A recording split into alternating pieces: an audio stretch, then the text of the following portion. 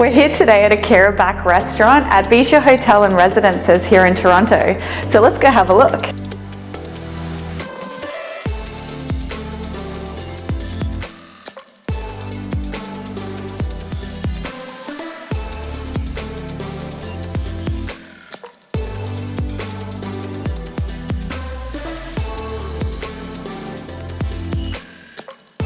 Named after professional snowboarder turned chef Akira, this namesake restaurant draws on the inspiration from his Korean heritage and travels around the globe. Born in Korea and raised in Aspen, Colorado, Chef Akira brings a sense of adventure and creativity to his culinary creations. He became the youngest executive chef in the Nobu Group before opening his own celebrated restaurants Yellowtail and Kumi on the Las Vegas Strip. Following their mega successes, he opened the first Akira restaurant in Singapore, followed by New Delhi and Jakarta. He was recently awarded a Michelin star for his latest concept called Dosa that is open in Seoul. Other locations include Dubai, Dallas, Bangkok, Beverly Hills, and Bali. But for now, let's see what the Toronto location has to offer.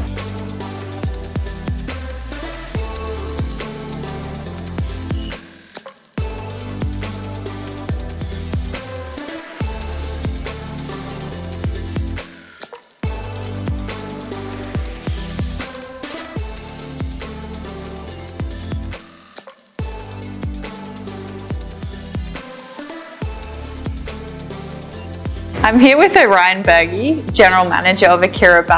Orion, thanks so much for having us. It's my pleasure. Can you tell us a little about the space here and what's the inspiration behind the design? The inspiration of the design is bringing the two worlds of classic Japanese cuisine with chef's home life. Chef Akira's mother is an avid artist, and she designed our ceiling. It's blue watercolor with gold highlights. We have a lot of custom plateware with her watercolors painted on them, all the way down to little designs like the chopstick, which is meant for communal izakaya style dining, where you can distribute the ginger and wasabi with one end and eating with the other. And in the far end of the dining room, we have our beautiful gold sushi bar, which has much more lighter wood colors and is much more evocative of classic Japanese sushi counter. Let's talk food. What is the concept behind the menu Chef Akira has created? The overall menu is classic Japanese cuisine, but as you know, Chef Akira is of Korean descent, so there are a lot of Korean elements incorporated into the dishes, and he was also raised in Colorado,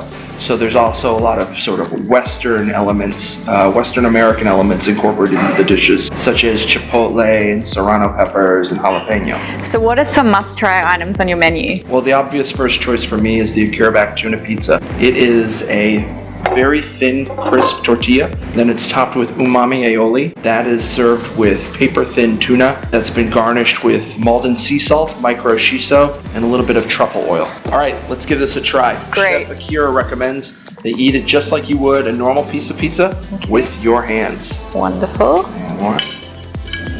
I'm gonna eat one too here. Let's do it.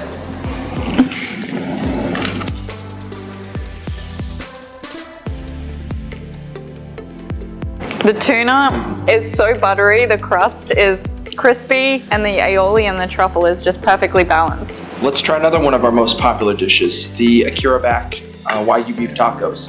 They're served in a crispy wonton skin, and then it is marinated Wagyu beef. It's been cooked with bulgogi, which is Korean barbecue sauce, and topped with spicy tomato ponzu, garnished with micro cilantro and a serrano pepper. That sounds amazing. All right, let's try this. Great.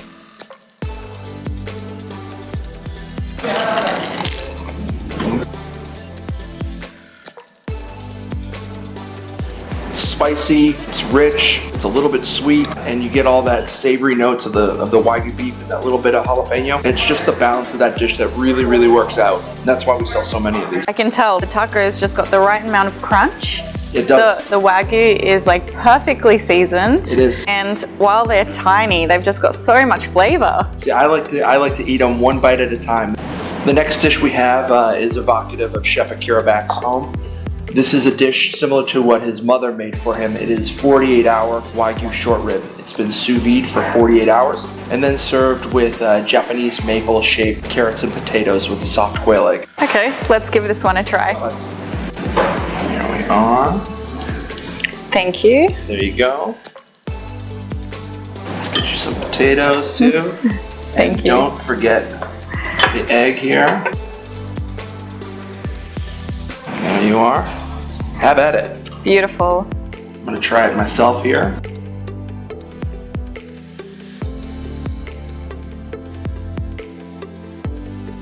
I don't have this dish enough. It's extremely tender, super hearty, really beautiful. Simply divine. Rich and steeped in so much flavor. And the quail egg is a nice compliment too. The next dish we're about to try here is a great combination of the cuisine that we do here, which is of course primarily Japanese, with Chef Akira's Korean heritage. We call this the jejudomi. It is sea bream, and that's a delicate white fish, and within it is wrapped orange scented tobiko, which is flying fish roe, and then a house-made gochujang, which is a Korean hot sauce at the bottom. It looks beautifully presented, so let's try. Very good.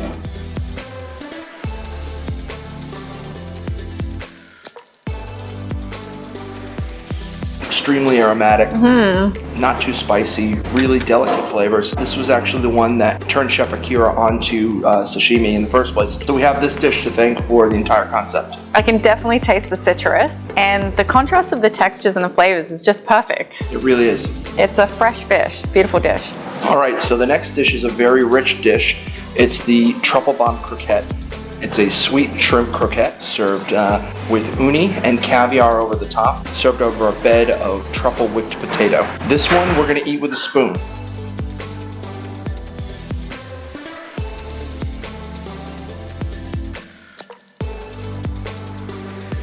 It's extremely indulgent. The uni, the caviar, the textures, it just has so much going on. Very, very rich. 3 words, it's creative, it's flavorful, it's well balanced, delicious. Very good.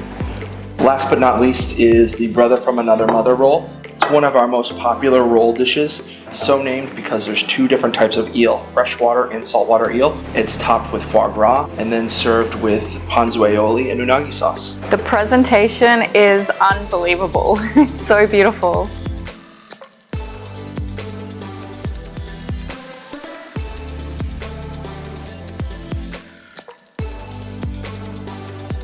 It's like the best unagi roll you ever had. I'm speechless. That's one of my favorites. Definitely not like your traditional roll. I can taste the kick from the spice in there. It's rich, it's flavorful, it's got so much texture, and it's just well balanced. So are any items on the menu unique to the Toronto location? Unique to us is the crispy rice. The crispy rice is sushi grade rice. It's crisp on all sides, and it's topped with tuna that's been seared with Cajun spices and topped with a wakame salad, which is a type of seaweed, and then spicy ponzu aioli over the top. There we go. All right, let's give this a shot. Let's do it.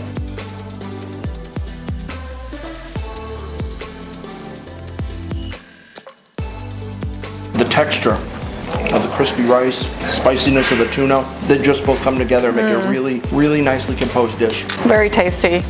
Yeah, it's really good. Unbelievable. What about drinks? Any signature drinks to complement your unique mini creations? We have a number of items that are unique to our location, and I'd love to walk you through them here. First couple things are unique to our location. I have the Kyori Gimlet, which is a riff on the classic gimlet cocktail. It's made with Japanese cucumber, coriander, and shiso. Then I have the Emperor's Garden here. That is made with jasmine green tea, prosecco, and yuzu, and it's garnished with flower petals here. I have the Shoga Old Fashioned, which is made with house-made bitters, a ginger demerara syrup, bourbon, and then cedar smoke, and a little seared orange on the inside. And last but not least, we offer Chef Kurabak's signature sake list. Last but not least, in terms of hosting private dining and events, what does Kurabak have to offer? We have a beautiful private dining room that seats up to 20 guests with gold accents and carbon black finishes. We've got multiple dining options, including vegetarian options. We've also been known to do a buyout of the entire restaurant. Orion, thank you so much for having us. It's been an absolutely memorable experience. Well, thanks so much for coming. Is there anything else that you'd like to add? Follow us on Instagram at Kurabak Toronto. If you have any questions, leave them in the comments. Don't forget to hit the subscribe button, and we will see you in the next one.